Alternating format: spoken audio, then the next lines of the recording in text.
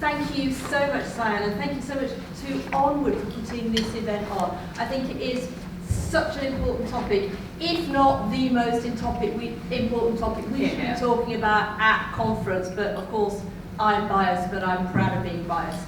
I am a feminist, I'm proud to say that, and I'm proud to be part of a government that is led by a feminist. But clearly we have a lot more to do to make sure that we take our message out beyond these four walls and out into the country. And the work that Onward have done around the polling does make quite sobering reading.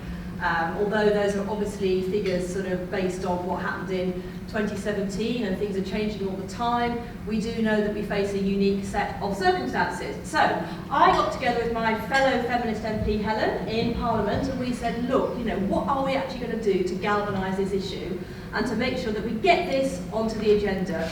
We formed a group called the Conservative Women in Parliament Group, and that brought together MPs and peers across all different sort of parts of the country and different interest groups to say, how do we actually make sure the party is focusing on what women care about today? And we have started to work on a manifesto that we very much hope to have ready to be releasing soon, and we are very interested in widening the debate beyond Parliament, hence why we've got people from outside Parliament on this panel today. And I think there are two things that are important with that. First of all is actually having women in the room when these policy discussions are going on. I don't know whether this is true, but I've heard it on the panel. Apparently the last manifesto in the 2017 election was written by two men who sat in a room and produced it. So I think we have to change that. Part of what we're doing today is to make sure that we actually do feed into that. Secondly, it's about what we actually do. How are we all mentors? How are we all role models in our various communities and also on the national stage?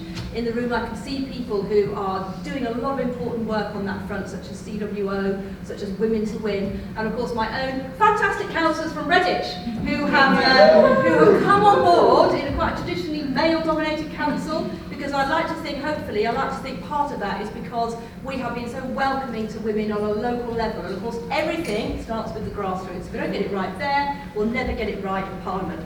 So there are lots of ideas about policy that we started to rehearse in the manifesto. We need to go much further, I think. My sort of particular interest personally, having run a business for 30 years before I came into Parliament, as well as bringing up my four, I've got 4 of the 12 children, so as well as doing that, obviously I had to work flexibly. So I came at flexible working purely because it was a business need to do it.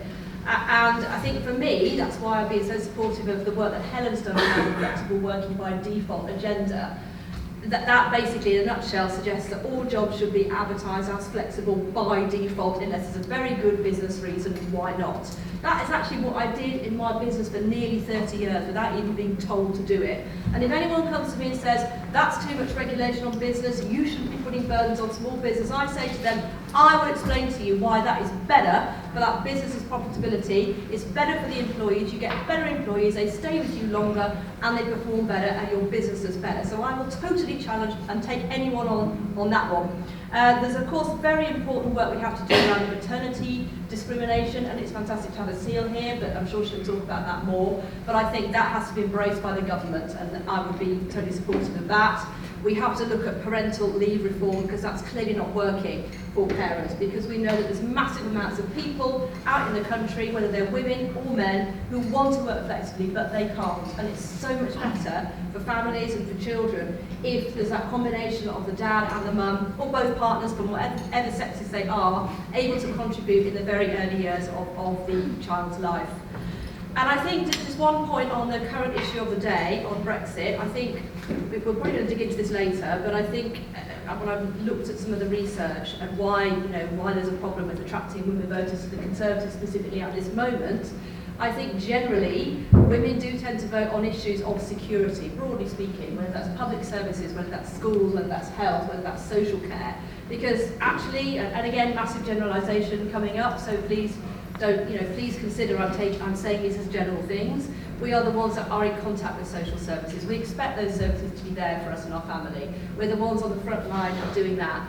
And I think that Brexit has somehow overlaid all of that with a lot of insecurity. And there is research to show that women do not favour a no-deal Brexit as much as men do. So there is definitely, I think, an agenda there around why women particularly are not attracted to the policies of this government at the moment.